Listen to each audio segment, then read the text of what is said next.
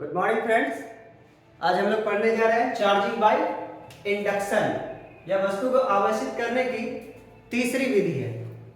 तो आइए इसके बारे में जानें। इस विधि में वस्तु को आवेशित करने के कुल 4 स्टेप्स लिए जाते हैं। तो सबसे पहला स्टेप है कि एक वस्तु हम अनावेशित लेते हैं और दूसरा पूर्णतः आवेशित वस्तु लेते हैं। तो आइए इसे लिख लें।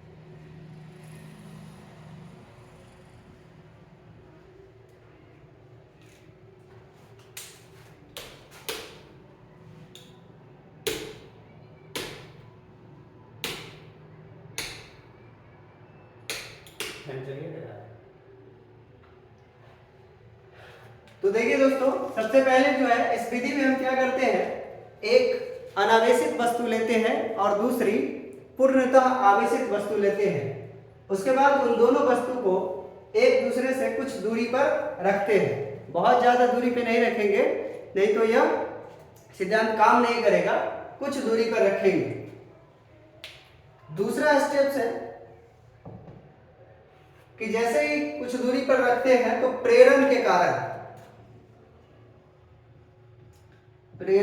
कारण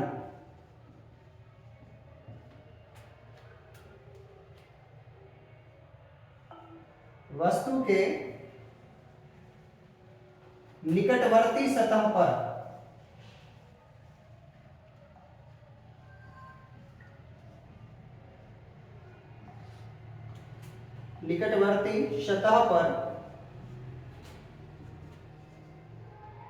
विपरीत प्रकृति के आवेश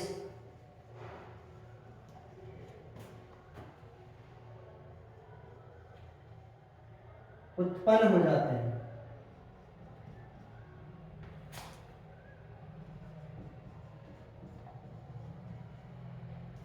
जबकि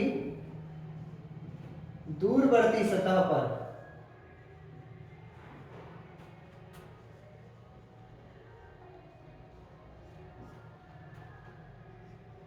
समान प्रकृति के आवेश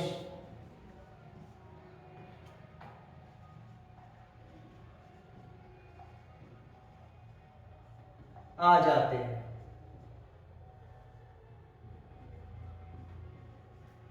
इसे ही प्रेरण कहते हैं। तो आप इसे नोट कर ले।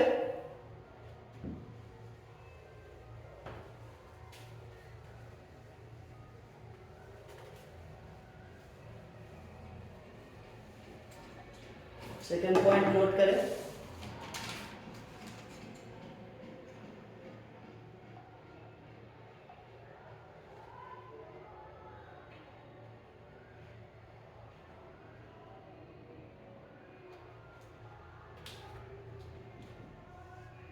अब तीसरा प्रोसेस है कि अब पूर्णतः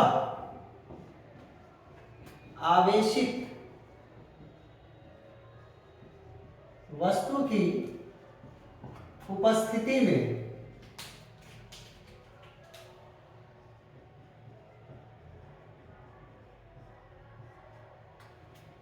पूर्णतः आवेशित वस्तु की उपस्थिति में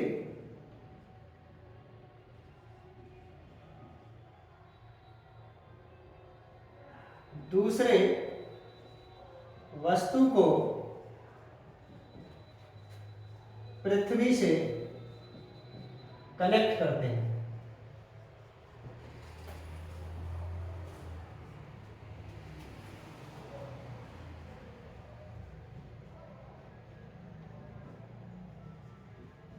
जिसके कारण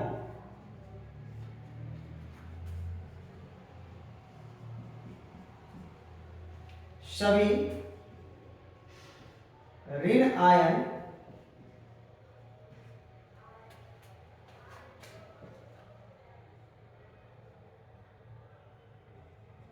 पृथ्वी में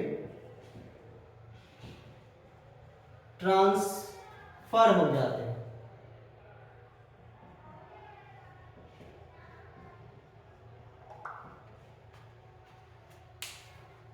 तो आप इसे भी नोट कर लें, ये आपका तीसरा पॉइंट है।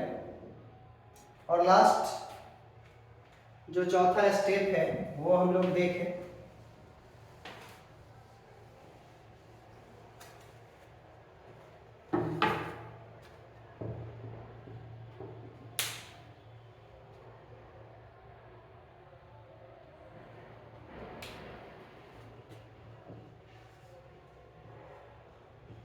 अब पृथ्वी के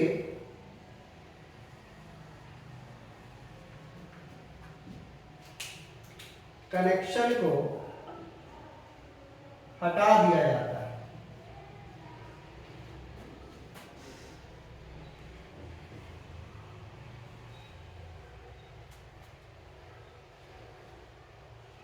उसके बाद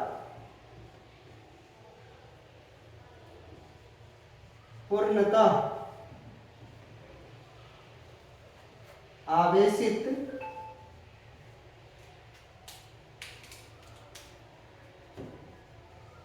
वस्तु को हटा लिया जाता है।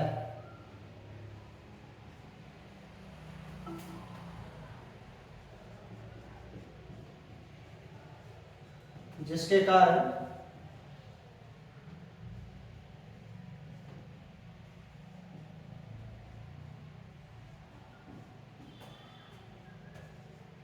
वस्तु के पूरे सतह पर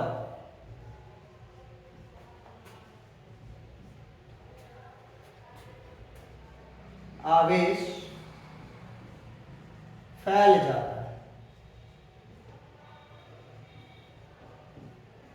तो ये 4 स्टेप्स है चार्जिंग बाय इंडक्शन के। अब इसे फिगर के माध्यम से समझे, डायग्राम के माध्यम से समझे।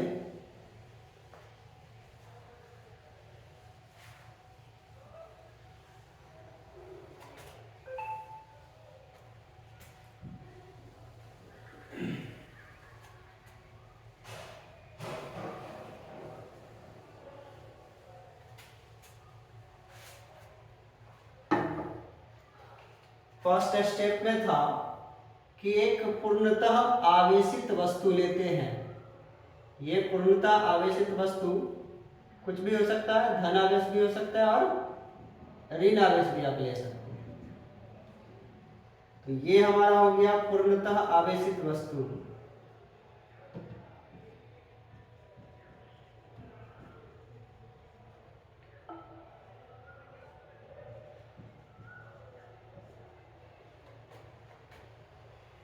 और दूसरी जो वस्तु है वो अनावेशित है, जिसे एक इंसुलेटिंग स्टैंड्स पे रखा गया है। एक बात याद रखेंगे कि पूर्णतः आवेशित वस्तु को प्रेरक आवेश कहा जाता है और जो उससे आवेशित वस्तु होती है उसे प्रेरित आवेश कहते हैं। तो ये हमारा स्टेप 1 हुआ। अब स्टेप 2 में प्रेरण के कारण क्या होता है,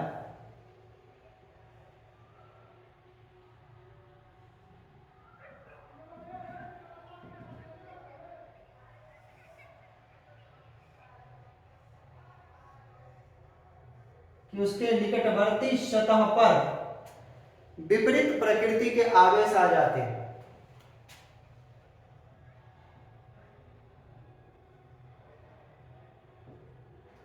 और दूर वाले सतह पर समान प्रकृति के आवेश आ जाते हैं। ये हमारा सेकेंड स्टेप। थर्ड स्टेप है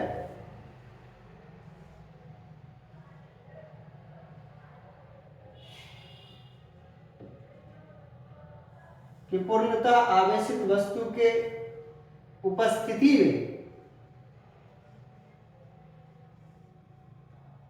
हम दूसरी वस्तु को पृथ्वी से कनेक्ट कर देते हैं। इसे और दूसरे लैंग्वेज में कहें तो ग्राउंडिंग भी कहते हैं, अर्थिंग भी कहते हैं। तो जिसके कारण इसके दूरवर्ती सतह का जो आवेश होता है यानी ऋण आयन, वो पूर्णतः पृथ्वी में स्थानांतरित हो जाती है। तो ये हमारा थर्ड स्टेप है। और चौथे स्टेप में हम पूर्णतः आवेशित वस्तु को हटा लेते हैं और पृथ्वी का कनेक्शन भी हटा देते हैं। तो चालक का एक गुण होता है कि आवेश उसके पूरे सतह पर फैल जाता है। इसी गुण के कारण धन आवेश उसके पूरे सतह पर फैल जाता है और इसी विधि को हम प्रेरण द्वारा आवेशन कहते हैं। तो हमने आपको आवेशन की 3 विधियां पढ़ाई। पहला फ्रिक्शन यानी घर्षण द्वारा आवेशन, चार्जिंग बाय फ्रिक्शन। दूसरा चार्जिंग बाय कंडक्शन और तीसरा चार्जिंग बाय इंडक्शन। तो आप, मुझे उम्मीद है कि आपको दो जो थ्योरी आपको पढ़ाया गया, चार्जिंग बाय फ्रिक्शन और चार्जिंग बाय कंडक्शन, वो आप अच्छे तरह से समझ लिए होंगे, पढ़ लिए होंगे। तो अब आप इसे भी कंप्लीट कर लेंगे। तो ठीक है दोस्तों, फिर हम लोग मिलेंगे अगले क्लास में। तब तक के लिए बाय।